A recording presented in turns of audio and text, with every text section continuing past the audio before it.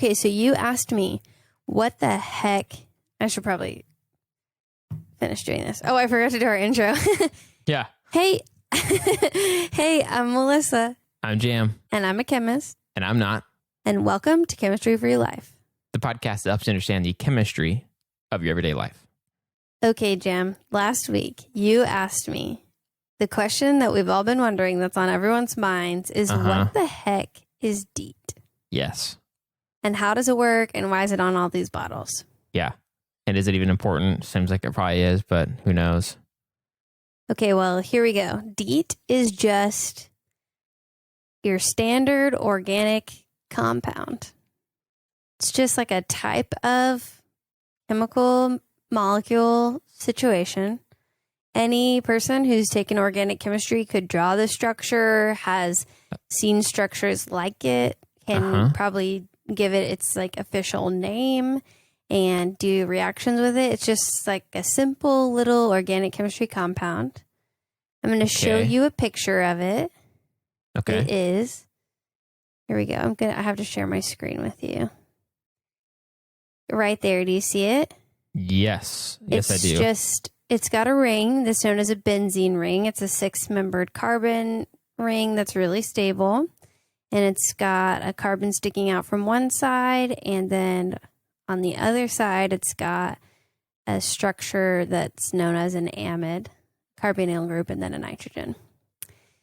So the interesting thing when people ask me questions like, what the heck is DEET? I'm like, I don't know. It's just an organic chemistry molecule. What do you want me to say? Yeah, that's like very, well, I guess we'll get more to like what it does and stuff like that. But so far as like pretty underwhelming because it's like, you're like, yeah, it's just normal, just regular old compound, you know? Yeah, it's going to get more exciting. Not different than anything else. That's so funny. I expected it to be like, also I thought maybe like DEET was an acronym or something because it's just such a weird word. Oh, it is an acronym. Yes, it is an acronym for the IUPAC name. So IUPAC is the International Union of Pure and Applied Chemistry. It's basically a group of people who get together and decide international names for chemistry. We're all going to name molecules the same thing, no matter what country we're in or whatever. And so there's like a secret society kind of thing. It kind of is like that. Pulling the chemistry strings from the underground. Yeah, sometimes their rules are really frustrating, but they're trying to help because, you know, if you're a chemist and you're looking at a molecule and you're trying to describe it to another chemist, that's really hard unless you have some standardized way of talking. Right. Yeah, because, can you imagine being like, the one that's got like the oxygen and then like the nitrogen and there's like a carbon and it looks like a stick figure laying on a side? Like that would be like, don't they all look like stick figures? It'd be so. Right. And I try to make my students, one of them gets to look at a molecule and the other one doesn't. And then they have to explain what they're looking at without using the IUPAC name. Oh, interesting. And they can't usually. It's really hard. And so then I say, that's why I'm forcing you to learn this. Yeah. Is because we need a language about which to talk about chemistry. So the fancy name for it is N,N-diethyl M-toluamide. Whoa. Means like nothing to you guys, but there's a diethyl and then toluamide. I think that's where the DEET comes from. I don't know why there's two E's because, I mean, there's two ethyl groups, so maybe that's it. But, yeah, I think that's they shortened it down to DEET because it sounds better than saying N,N-diethyl M-toluamide. Yeah, it definitely sounds better than that. That's true. But if you're an organic chemistry person, if you're taking the class or you're a biology major, see if you can remember what that structure might look like. That'd be a fun game. So that's what DEET is. And that's kind of boring. It's almost like if you ask me what's water and I tell you, well, it's like an oxygen and 2 hydrogens. Right. It doesn't tell you much about like what it can do or what it ends up appearing like in nature and how it interacts with other things. It just tells you like what it is by, it's kind of like looking at the dictionary definition of something. It can sometimes just not really tell you much about it. Like, yes. Yeah, I don't know.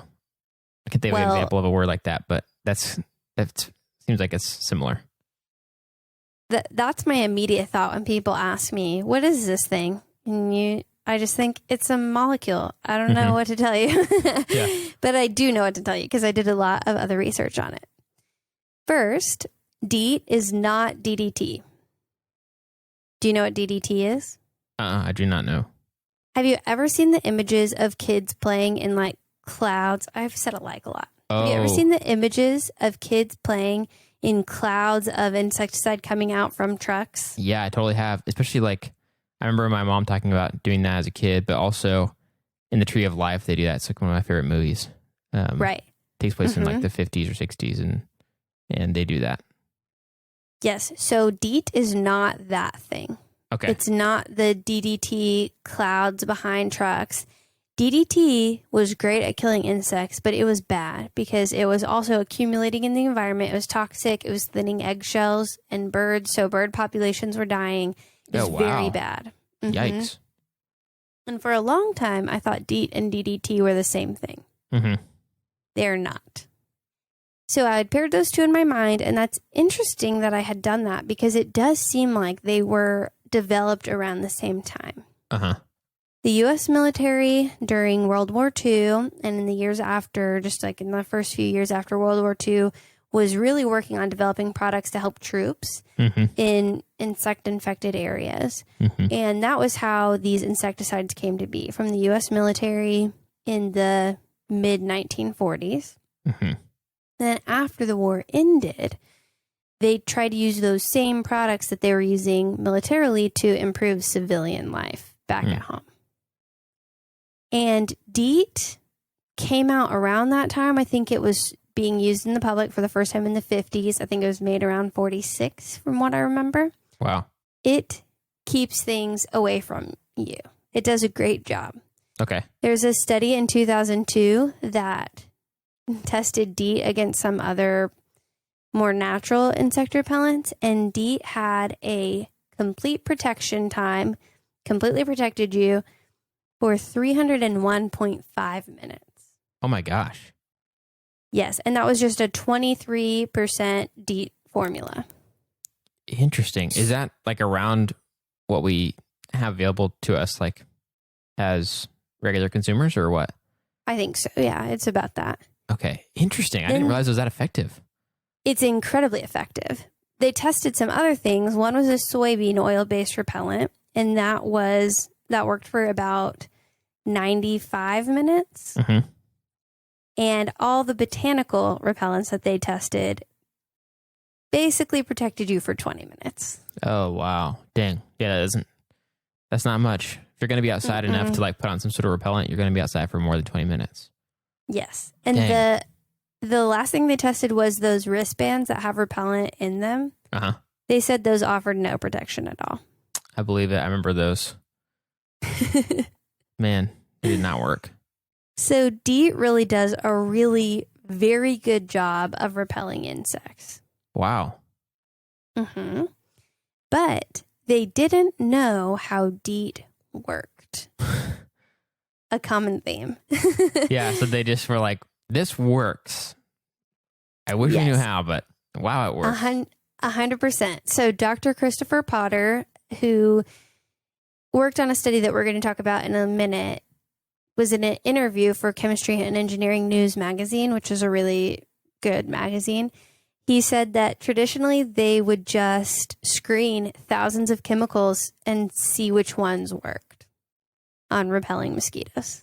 I mean, I guess depending on like where technology was at, that might be faster. Be like, well, we could like theorize about would this kind of chemical structure do this or that, or we could just try it and see. That might even make more sense now. I don't know. I mean, if as long as you're not going to potentially hurt somebody, seems like you would get some answers pretty quickly, I guess. I think that gives some insight into two approaches with chemistry or developing new molecules. Is there's one that is we're going to dismantle the existing system that we're trying to alter and figure out how it works, and then we're going to address that. And then there's the other way that's just brute force. We're going to make a bunch of stuff and see what happens. Yeah. Well, Dr. Christopher Potter and his team, they said, we're going to figure this out. They're of that approach. Okay, nice. So they modified these mosquitoes' antennas, which honestly, I do not understand at all how they did this, but they developed a test that made neurons in the mosquito's antenna fluoresce when the odor receptors turned on. So basically, there was a visual response that you could see when the mosquito's odor receptors were triggered. A little signal kind of thing. That you could see with your eyeballs. Yeah, gotcha. So then they tested different odor signals. They tested odors and chemicals that come from our skin, and they tested several repellents, including DEET and a few other synthetic ones. And then they tested natural repellents, the botanical ones like lemongrass, and there's another one called eugenol. These are our natural products. And the odor receptors lit up with human scent, and they lit up with the natural products. Okay. The odor receptors did not light up with DEET. Wow. So that's crazy. That's so smart to think to like modify some mosquitoes like that, because I don't know how else would you really know? It's like it's like having a little signal that says your phone's charging. It makes all the difference. It's like, okay, yeah, it's charging. Right. Got it. It's just like, if you don't have that, then you're just totally in the dark. That's very smart. It is smart, and it shows that the natural repellents and the DEET work in two different ways. I think maybe the other synthetic repellents also didn't light up, but we're focused on DEET today, so that's what I'm going to talk about most. Did they try some of the more like natural repellents like garlic and crucifixes and that kind of thing? No, I think they left those for the vampires. Oh, okay. Well, yeah, maybe a different topic, different day. But what's really interesting is then when they mixed the human odors with the DEET and sprayed that, there was no signal for the olfactory responses. Oh. So it seems that the natural repellents work in a different mechanism than the synthetic ones, like DEET. But it also seems that maybe DEET is shutting down that olfactory signal or something to where they do not detect our human odors at all anymore. So it's like a little... We don't know for sure, but that's what it seems that's happening. Yeah. Almost like a little clothespin for their noses. It's like... Or like how... You know how like if you smell a skunk, it's like you can't smell anything else for a second? Like if someone hit one or whatever, like on your street or something, it's just like, man, you probably couldn't smell anything else for a little bit when you're near something like that. Maybe it just like destroys their sense of smell because it's so strong or something to them. I don't know.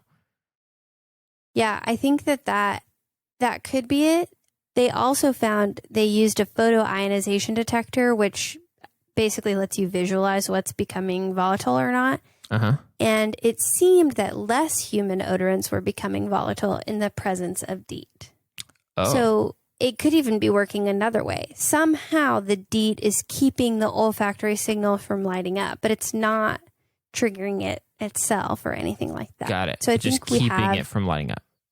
We've got a question mark there. Yeah. But also, a different researcher said that they found that different mosquitoes species respond to DEET by different mechanisms. And this same professor, the first one that we talked about who did all this research, agreed, because a lot of mosquito species diverged a long, long time ago. And so they could have very different receptor signals.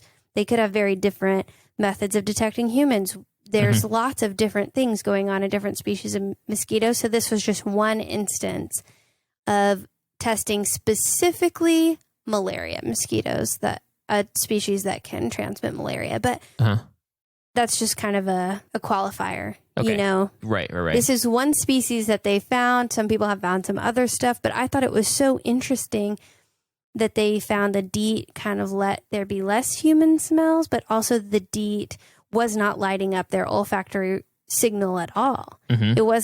It was just almost shutting down that system or ignoring that system altogether, making it to where those human smells could not hit the olfactory receptor of the mosquito. Kind of like putting like an invisibility cloak over you or something like that. Just like Mm-hmm. Like you, obviously there's a human there, but somehow it's hiding or preventing our smells and volatile compounds or whatever else from being detected at all. That's crazy.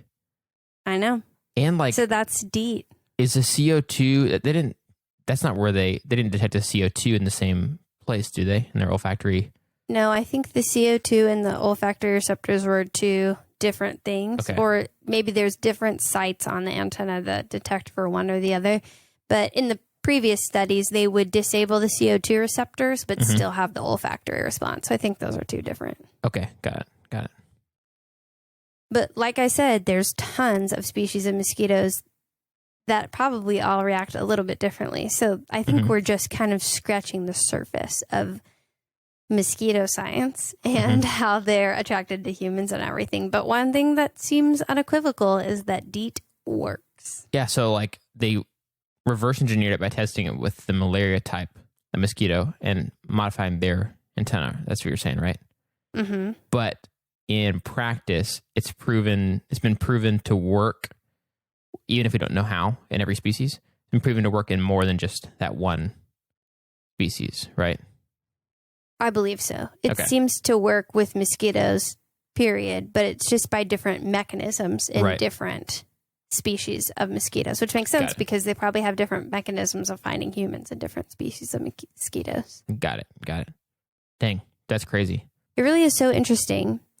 So that was where I started, and then I looked into the safety. So do you want to stop now and tell me that back, and then we can talk about safety? Yes, I would like to. That would help me keep Okay. it straight, I think. So mosquitoes, like we learned about in the other episodes too, and just like humans, they've got an old factory, like we talked about before, one of the oldest factories there is. And one of the ways that they find us is by smelling us, smelling some compounds that we give off, some volatile acids, etc.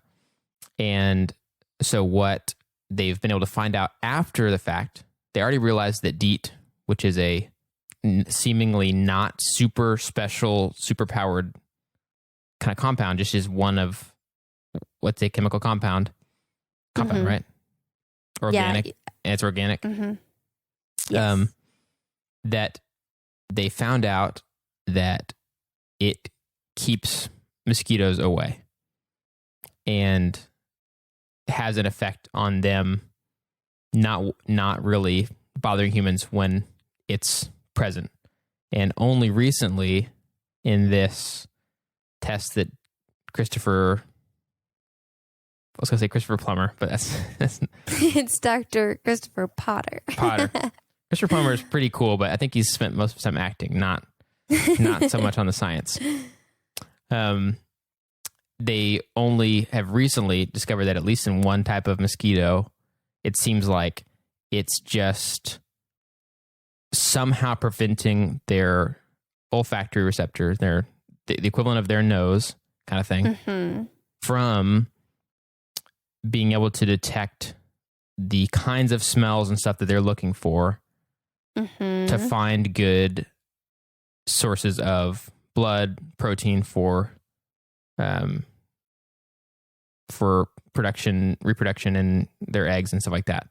Somehow the DEET just prevents them from like smelling those things. It just prevents that prevent maybe is too active a word. Somehow in the presence of DEET, their olfactory receptor doesn't come on, and so they can't smell us or don't smell us somehow. Right. Is that the gist of it? That is the gist of it. And I think, like I said, in this instance, it seemed that maybe the DEET was keeping the volatile compounds from coming up off your skin in as much quality. Other researchers have found a different mechanism that DEET works, so it might just be that DEET has multiple effective methods of working against mosquitoes. So it's really cool. In the preventing of you said like preventing, how do you word that? Preventing volatile compounds It basically just keeps them from becoming volatile. Okay, so that would make it pretty important to have that's like what I put it on our skin then. In that case, in those situations where it's preventing those compounds from becoming volatile and then being detectable by mosquitoes. That's why we would spray ourselves and not just spray around the air or whatever.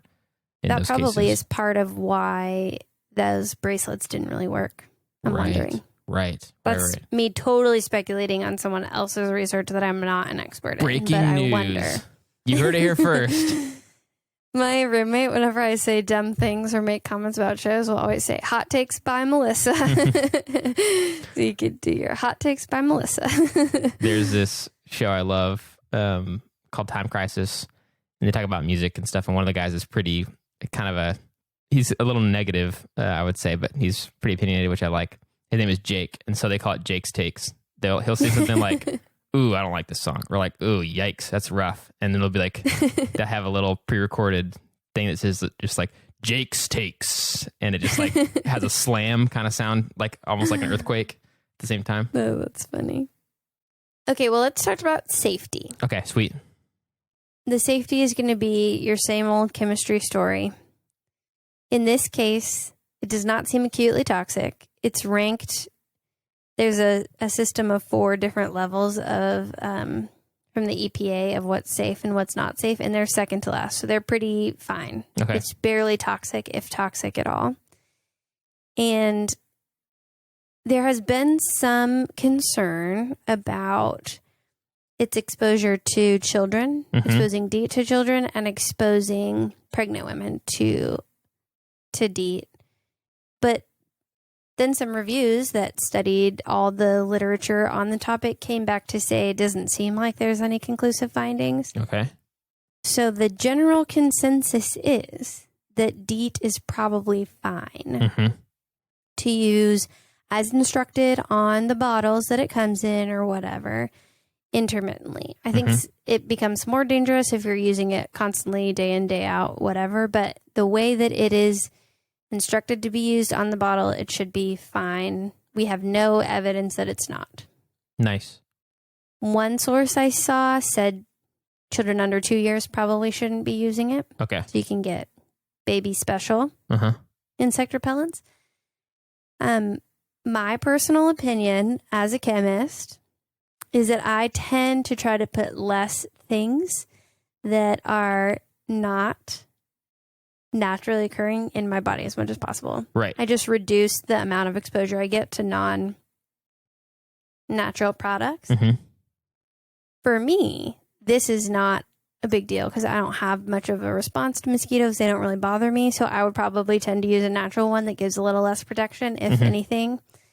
But if you're really at risk, if you're someone who gets bitten a lot, if you live in a country where malaria is a real issue, all the agencies and people who are investigating this stuff have given DEET a very low toxicity risk compared to other things. So that's the general consensus. Maybe be careful if you're in one of those more vulnerable populations. Yeah. Keep up to date on any new breaking information about it. But as of right now, DEET does not seem to be the villain that DDT was. Nice. Okay. That's cool.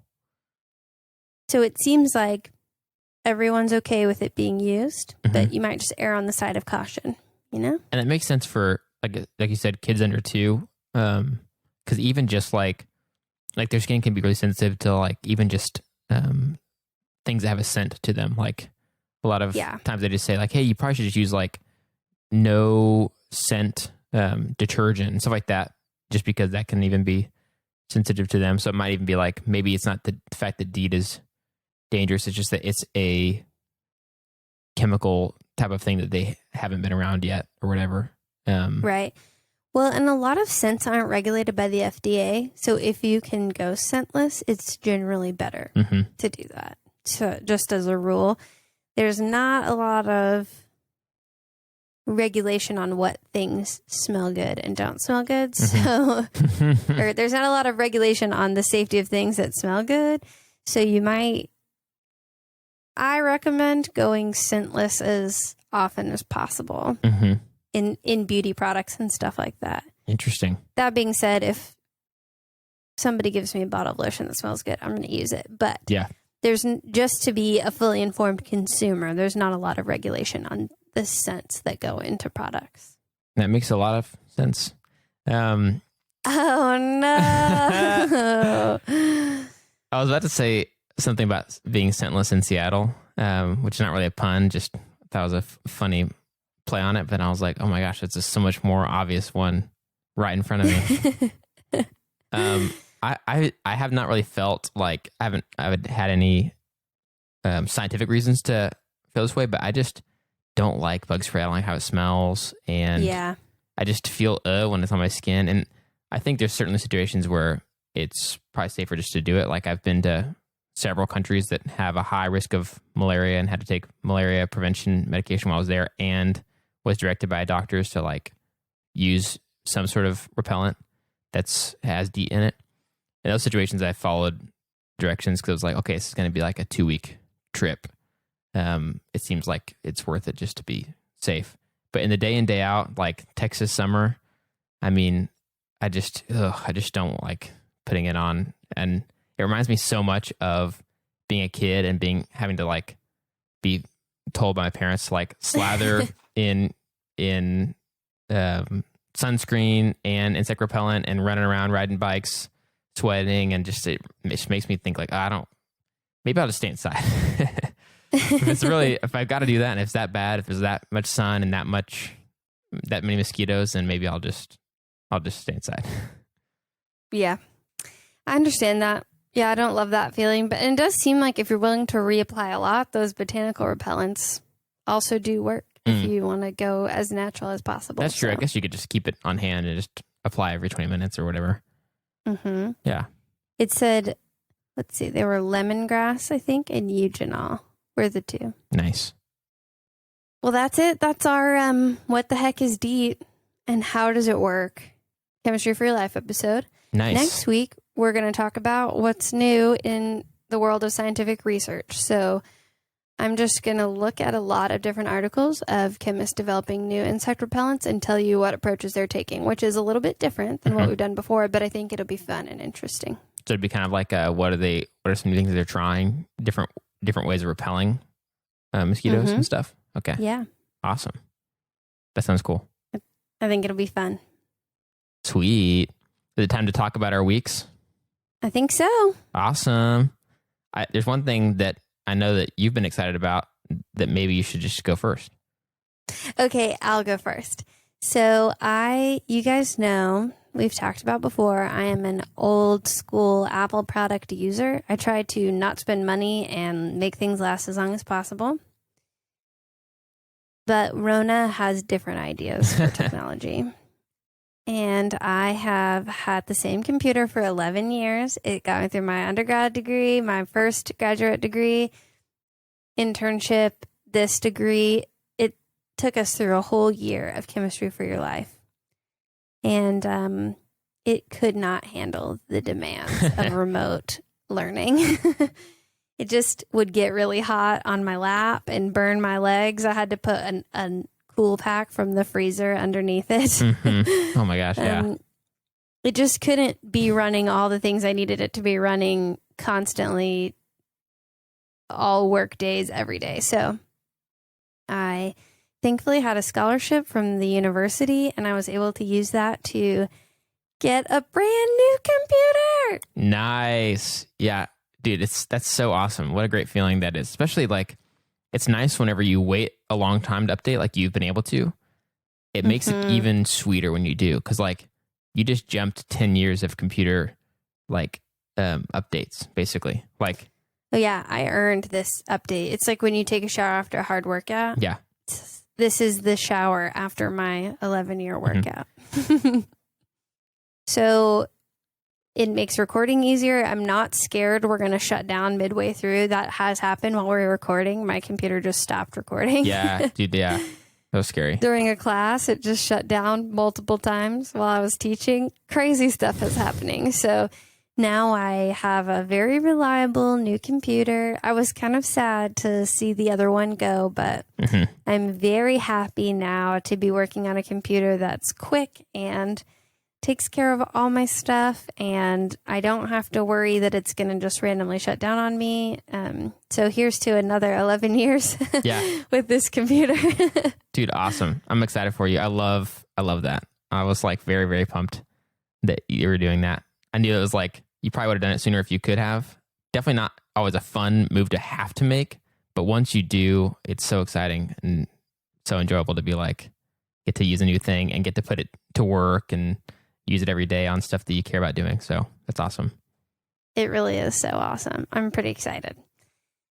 So, and Jim set me up with Dropbox, so now I never have to worry that my data is going to disappear, which literally happened to me the week of my master's defense last year. So yeah, I feel safe. I feel fully protected with this new technology. Yeah, when that happened, when you like lost some data or whatever, that you're just talking about that story, me and one of our other mutual friends hatched a plan to try to like strong arm you into getting Dropbox or some sort of backup thing. Our friend Ryan, we were like, we've got to get her. She's doing too much important stuff. We can't afford for any of that to like just go missing with her computer dies. And so it took longer than expected, but we did get you set up. And you did get me set up. I'm a firm believer in Dropbox. So Dropbox, if you want to sponsor our show, just let us know. We both are. Yeah, that's we true. Both use it. You really are a firm believer. So what about you? What's your happy thing this week? So my thing's a lot less cool, but something I'm excited about. I was reading now I don't know about the chemistry side of this, but it is sort of chemistry related for a future topic about coffee. But I was reading some forums and groups and stuff like that about cold brew. And there's lots of theories about there. Obviously, a lot of it's the approach of try stuff and just see what happens. You know, most of us doing coffee stuff are not scientists. We're just guessing as we go. And I read a pretty convincing post that convinced me to change my cold brew ratio. Whoa. So I've been brewing it 5-1, which means for every 5 parts of water, I have 1 part of coffee. And it's really easy to calculate if you're using metric. So got like, say, 100 grams of coffee, then you have 500 milliliters of water. And this post talked about how they believed that there wasn't enough water available to extract all that could be extracted out of the coffee if you do 5-1. Yeah. Mm-hmm. So I guess that'd be something like it gets saturated. The solution gets saturated. Yeah. And so this person was like, I think 6-1, in my experience, seems to be the lowest, the most concentrated you can go while still getting as much as possible out of the coffee. Because you do want to have lots of cold brew, you want to have it be concentrated and then dilute it when you drink it. And so anyway, all I have to say, tons of nerdy stuff, but I really dove deep into these posts and stuff, and I thought I had the perfect ratio and stuff, but I've done 2 batches now at the 1-6 ratio, and it tastes the same in the sense it doesn't taste weaker, which would sort of, in a subjective way, prove that person's point that there's not less being like extracted into the water or whatever. So interesting. I'm excited because it improves the cold brew game one more step and makes it more efficient. And I use less coffee, and it does taste better to me. So that has been exciting for me. That is exciting. Yay. So you can basically get more coffee out of the same amount of coffee beans. Yep. I'm using literally 50 grams less coffee per batch. So it's like quickly adds up in coffee savings. So wow, congratulations. Your coffeeologist ways are coming back around to us. Absolutely. I could definitely talk way more about that. So we'll stop it there. But any cold brew people out there, definitely DM us if you want to talk more cold brew. Yeah, I really enjoyed it when Abby asked about how to up her coffee game. Oh, yeah. That was fun. Well, thanks for sharing your coffee triumphs with us. And thanks for coming to learn all about what the heck DEET is and indulging my organic chemistry ways. And thanks to all of you listeners also for coming and learning. We're so thankful for you guys. We could not do this show without you. Dude, anytime. Thanks for having us. Thanks for teaching us. And thanks for answering questions, but giving us new ones every time. We keep having like a cliffhanger at the end. It's like, hey, I'll talk about that next week. Previously on Chemistry for Your Life. So Melissa and I have a lot of ideas for topics of chemistry in everyday life, just like mosquitoes and DEET and repellent and all those. But we want to hear from you. So if you have questions or ideas, you can reach out to us on Gmail, Twitter, Instagram, and Facebook at Chem for Your Life. That's Chem, F-O-R, Your Life, to share your thoughts and ideas. If you'd like to help us keep our show going and contribute to cover the cost of making it, check out our limited run merch shop at bonfire.com/store/Chem for Your Life. Check out our merch there, and you can support the show by buying something on our merch store. If you aren't able to do that, you can help us by subscribing on your favorite podcast app and rating and writing a review on Apple Podcasts. That helps us to be able to share chemistry with even more people. This episode of Chemistry for Your Life was created by Melissa Collini and Jerem Robinson. References for this episode can be found in our show notes or on our website. Jerem Robinson is our producer, and we'd like to give a special thanks to A. Kiwasong and A. Hefner, who reviewed this episode.